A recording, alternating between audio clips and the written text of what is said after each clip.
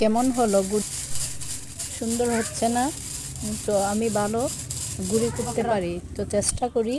অনেকেই বলেন ব্লেন্ডারে কোটা যায়, অনেকেই বলেন এটাতে কোটা যায়। এটা আসলে আমি সব সময় চেষ্টা করি যেন হাতে এইভাবে গুঁড়িটা করে খেতে। তো আমি আসলে গ্রামের মেয়ে, আমার গ্রামের পাশেই শহর সাইড।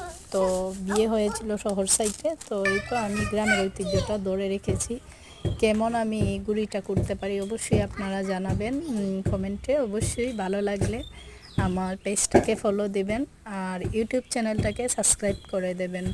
তো সবাই আমার পাশে থাকবেন আর প্লিজ প্লিজ সবাই সাপোর্ট করবেন। আপনাদের সাপোর্টের কারণে আমি অনেক দূর যেতে পারবো। আপনারা আমার পাশে থাকবেন আর আমি জানি আপনারা আমাকে অনেক ভালোবাসেন।